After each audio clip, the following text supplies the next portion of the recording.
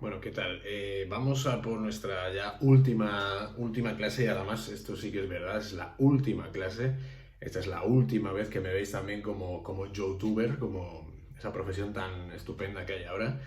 Y bueno, también es un vídeo que celebra pues eso, el final de nuestro Cineforum de este año, de la historia del cine que hemos ido viniendo, os ha ido retratando a lo largo de todo este año. También es una celebración del final del curso en sí, que eso es verdad que llegados a este punto siempre es un momento para reflexionar y de alguna manera también tener la conciencia de todo lo que hemos visto y de alguna forma pues valorar y sentir un poco pues cómo nos ha influido y cómo influye en el cine contemporáneo, en este caso todas las películas y el esfuerzo que hemos hecho este año por intentar comprender las diferentes etapas de la historia del cine.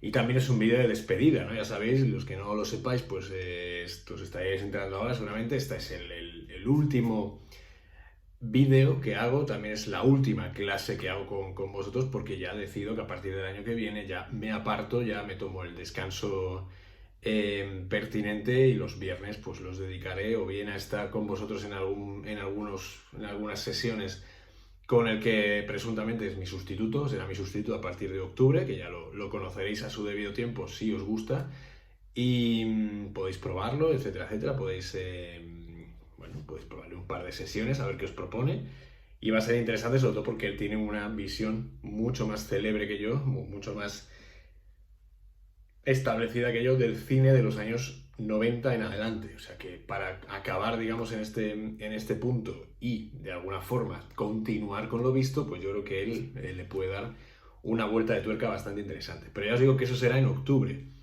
Si continuáis, si seguís y todo sigue como hasta ahora, pues ya me encargaré yo de hacer las presentaciones pertinentes y de que todo de alguna manera vaya encauzado hacia el año que viene. Entonces, es un triple vídeo, ¿no? El vídeo de despedida, el vídeo de fin de curso y el vídeo también de que yo pues celebro mi retirada ya después de 8 años, que se dice pronto, y si no recuerdo mal, 173 películas vistas solamente conmigo en 8 años, más todas las que lleváis de por sí, con lo cual evidentemente sois ya personas sabidas y conocidas. Así que ya está bien. Yo creo que hemos llegado al final de una etapa muy bonita y yo creo que este año también iba a ser complicado intentar averiguar otra cosa, por lo menos conmigo, intentar seguir por otro camino, ya que este año pues ha sido un repaso un poco más ordenado a todo lo que hemos visto a lo largo de todos estos años. Con lo cual os dejo en este legado pues un orden, espero, por lo menos, y una manera de identificar y de saber buscar, digamos, la ubicación histórica de las películas y saber por qué se hacen, quién las hace y qué hay detrás de lo que nosotros vemos en cada una de las películas que observamos.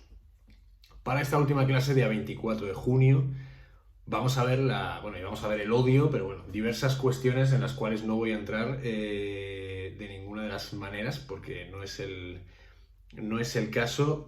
Hemos cambiado la película, hemos cambiado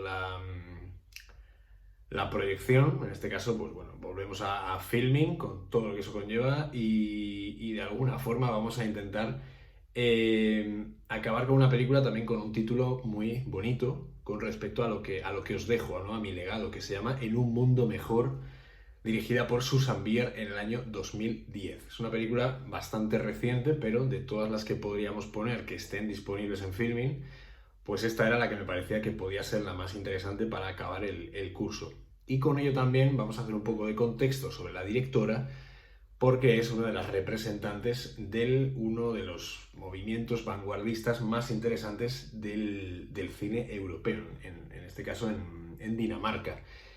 Ya vimos hace unos años algo de Dogma 95, movimiento Dogma, lo hemos estudiado en dos ocasiones. La primera de ellas fue en Espíritu Santo, cuando vimos Celebración, la película de Thomas Vinterberg del año 1997, y hace como unos 3-4 años vimos en Delia El jefe de todo esto, de Lars von Trier, que es el otro gran representante del Dogma del año 2006.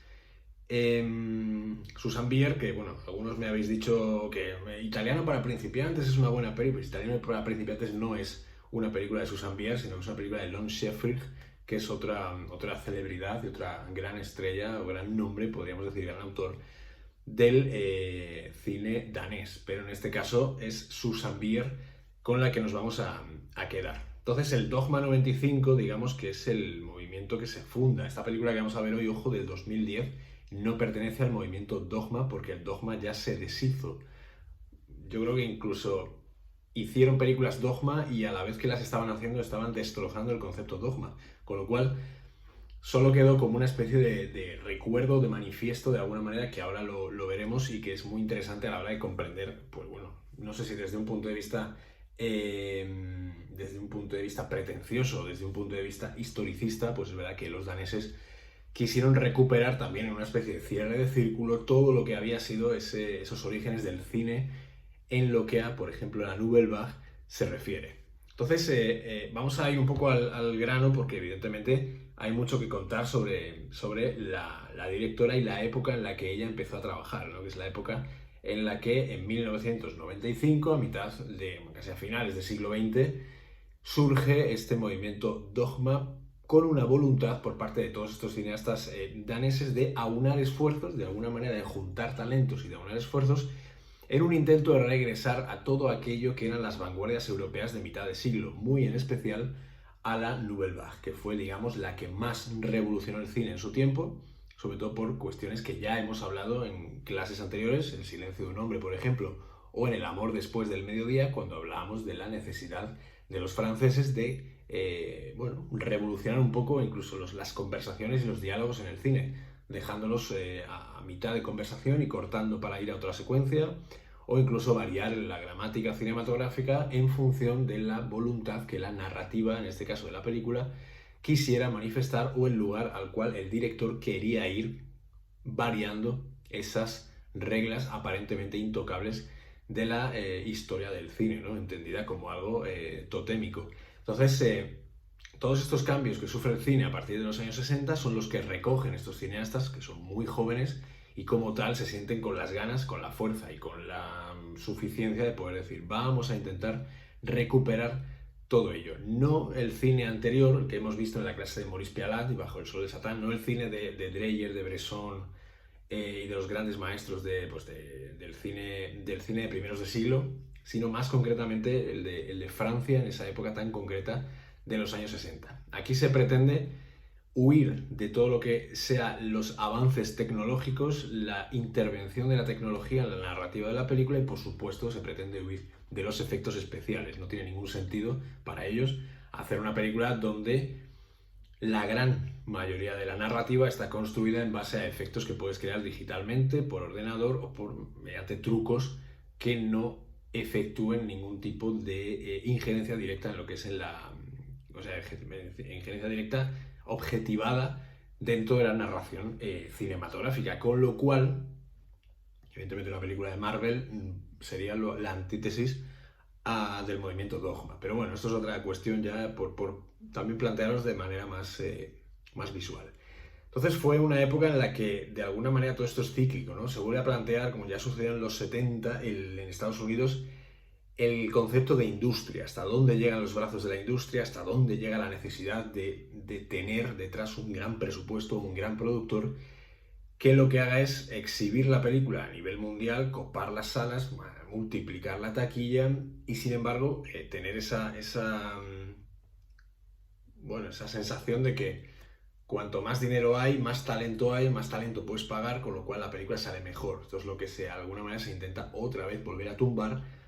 Y ya hemos comprobado en diferentes etapas de la historia que no es un axioma directamente proporcional, es decir, el dinero no está reñido con la calidad ni con el talento.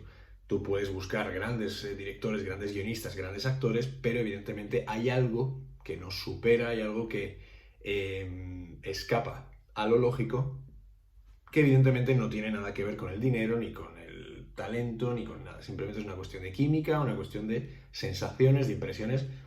Y son elementos que subyacen de alguna manera en los fotogramas a la hora de que algo sea considerado como un gran éxito, una buena película o incluso que podamos contemplarla como manifestaciones que nos tocan más allá de lo humano. Hay veces que las películas nos gustan simplemente porque nos llegan al alma, nos recuerdan ciertos momentos de nuestra vida, etc. Pero bueno, esto va aparte.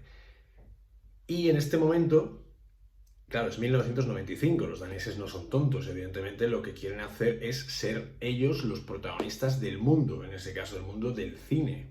En 1995 se celebra el nacimiento del cine, en 1895, con lo cual son 100 años y los daneses quieren llevar la delantera en esta nueva época de reinvención del cine. Entonces, esto evidentemente sirve para crear mesas redondas, debates, reuniones a lo largo no solamente de Dinamarca, sino de todo el continente para plantear el futuro del cine y de alguna forma también extender todas las ideas que en algún momento plantearon los autores soviéticos, los autores franceses, sobre las teorías y las reflexiones que hay en torno a la imagen cinematográfica.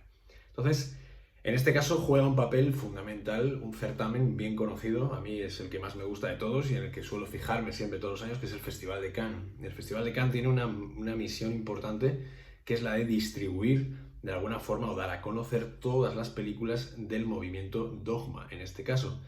Los daneses tuvieron mucho predicamento en el Festival de Cannes, creo que aún hoy siguen teniéndolo. De hecho, bueno, Lars von Trier es persona non grata desde aquellas palabras cuando estrenó, creo que fue Anticristo, que, bueno, no sé, le dio por poner por las nubes a Adolf Hitler. Y, por ejemplo, sí, Thomas Vinterberg es un autor bastante considerado en Cannes y todas las películas suelen tener bastante presencia en este festival. Entonces, es un certamen que es muy importante a la hora de dar a conocer estas películas y sobre todo posicionarlas en el mundo, con lo cual evidentemente el escaparate, los Dogma ya lo tenían. En cuanto a la producción del movimiento Dogma, todas las películas del movimiento lo que tenían que tener era fundamentalmente un título, una almohadilla, es decir, el gesto este, y el número al Dogma. Por ejemplo, Celebración fue en original Festen Dogma almohadilla 1. ¿Vale? Es la primera película Dogma. Los Idiotas fue la segunda película del movimiento Dogma 95, también, pues, bueno, no sé cómo es en danés, pero de Idioten, Dogma, almohadilla 2. Entonces, todo esto lo iréis viendo a medida que os vayáis metiendo en la cuestión del Dogma, pues si veis los títulos en versión original, pues todos aparecen con esa calificación. De hecho, todos al final, no sé si en algunas ediciones lo ponía, pero en las proyecciones en cine sí se ponía como un certificado de autenticidad de que esas películas eran pertenecientes al Dogma, es decir, fueron un paso más allá de lo que fueron los cineastas de la Nouvelle Vague, que quizás toda esta clasificación pues tampoco les interesaba demasiado. La gran película fue Celebración, que ya con las que la vimos. Los Idiotas tuvo un poco menos de éxito. También von Trier es un cineasta bastante más extraño que Vinterberg, que es alguien más al que le gusta más la narrativa, es mucho más incisivo, mucho más cínico, y eso en el público tiende a calar mucho más. Por ejemplo, el caso más célebre de un seguidor de Vinterberg podría ser Ruben Östlund en Suecia. Ha ganado la segunda Palma de Oro este año con Triangle of Sadness. Y ya ganó el anterior con The Square y evidentemente son cines que por alguna razón enganchan con la gente y cuentan historias que realmente son relevantes e importantes. Von Trier tiene un universo, a mí me fascina Von Trier, pero tiene un universo muy personal y evidentemente eso a la hora de la distribución tiene bastantes más complicaciones. Entonces, las películas Dogma, todas ellas, es verdad que el Dogma desapareció, os decía que incluso en el momento en el que se hacían las películas Dogma ya desaparecieron, y esto es cierto, porque ellos mismos fueron los encargados de cargarse el movimiento, desobedeciendo lo que ellos mismos habían creado como una especie de manifiesto, que llamaron votos de castidad, ¿no? Que es lo que ellos titularon como el manifiesto que debían seguir las películas Dogma. Son 10 puntos que voy a proceder a leeros para que tengáis claro, os los pondré también en un documento para que los consultéis si queréis. Y empiezan de la siguiente manera. El primero es, además, si esto lo leo ahora es porque tengáis también en presente que vamos a ir a buscar remembranzas en la Nouvelle Vague, en el neorrealismo, en el free cinema, en el nuevo Hollywood, etc. Todo esto viene de ese punto. Y nosotros ya conocemos esas 4 vanguardias anteriores porque este año las hemos visto. Con lo cual, ahora, acordaos también de cuando vimos el jefe de todo esto, ¿no? Que es toda esta cuestión, este interés por hacer algo distinto a lo que se supone que se hacía en la industria en ese momento. Punto número 1 del voto de castidad del movimiento Dogma. Los rodajes, tienen que llevarse a cabo en localizaciones reales. No se puede decorar ni se puede crear un set. Si un artículo u objeto es necesario para el desarrollo de una historia, se debe buscar una localización donde estén los objetos necesarios. Es decir, no puedes interferir, no puedes crear platos y no puedes modificar la estancia de algo. Es decir, si la lámpara, necesitas una lámpara en una mesa, te tienes que ir a un sitio donde haya una lámpara en una mesa. No puedes ponerla tú, ¿vale? Todo tiene que ser más natural, más no improvisado, más buscado de manera natural. 2. El sonido no puede mezclarse separadamente de las imágenes o viceversa. Es decir, no debe usarse música a menos que se grabe en el mismo lugar donde la escena se está rodando, es decir, música diegética. No se puede utilizar bandas sonoras, cosa que ellos mismos se han encargado de violar en repetidas ocasiones. De hecho, en Celebración me parece que hay una banda sonora, creo que es al final, externa, extradiegética, que no tiene absolutamente nada que ver con lo que están haciendo los personajes y que, bueno, pues de alguna manera también es una de las violaciones que se han hecho a las reglas, a estos votos de castidad del Dogma 95. Por tanto, el sonido tiene que emerger directamente de la escena. 3. Se rodará cámara en mano. Se permite cualquier movimiento o inmovilidad debido a la mano. La película no debe estar donde esté la cámara. Al contrario, el rodaje debe ocurrir donde se dé la película. Es decir, no hay que ir a buscar las interferencias. Hay que buscar la historia, ¿vale? Para eso, cámara en mano, evidentemente. La mejor manera, coges la cámara, te la llevas al hombro y empiezas a grabar todo lo que suceda. Esto, por ejemplo, la de Fassbinder, del señor K, del ataque de Amok, pues evidentemente también puede ser una manera de recordar lo que ya hemos visto. 4. La película tiene que ser a color. No se permite ninguna luz especial ni artificial y si la luz no alcanza para rodar una determinada escena, la escena deberá eliminarse o, en rigor, se le puede enchufar un foco simple a la cámara, es decir, un pequeño flash, una pequeña iluminación encima del objetivo de la cámara es la única iluminación solo en casos excepcionales. Esto también, por supuesto, se lo han pasado por el arco del triunfo en repetidas ocasiones. 5. Se prohíben cualquier efecto óptico y los filtros. Es decir, no se pueden utilizar filtros de colores, no se pueden utilizar ojos de pez, no se pueden utilizar absolutamente nada que modifique la estética del plano. Eso sería intervenir en la naturalidad, en la potencial naturalidad de la escena. 6.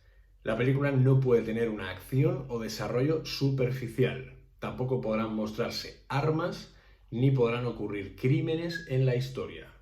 Todo lo que suceda, aparte de muertes y demás, tendrá que ser o fuera de campo o a base de presupuestos y sobreentendidos. ¿Vale? Bien. 7. Se prohíbe cualquier alienación temporal o espacial. Esto es para corroborar que la película tiene lugar aquí y ahora. Es decir, no vale un flashback, no vale un flash forward, no valen trucos de tiempo, no vale nada que altere el cronos de la película. 8. No se aceptan películas de género, no se pueden hacer películas de terror, musicales, westerns, dramas, comedias, nada, tiene que ser todo natural. ¿Son documentales? Posiblemente. Ahí está la frontera, lo discutiremos. 9. El formato de la película debe ser el académico de 35 milímetros, es decir, 1.37.1.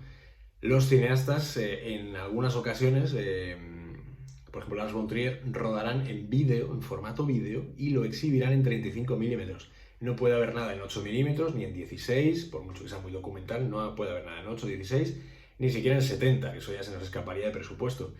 Y aparte no sería ningún tipo, no sería congruente con la historia. Y por último, el nombre del director no deberá aparecer en los títulos de crédito. Esto les salió bien porque evidentemente toda película que veamos de esta gente sabemos perfectamente que son películas dogma. Y el tiempo se encarga de cerciorarnos y de incidir en que estos son películas de Winterberg, de von Trier, de Susanne Bier, etc. Entonces, hoy me quiero ir hasta una peli que, bueno, a mí me gustó en su día porque me parece bastante interesante.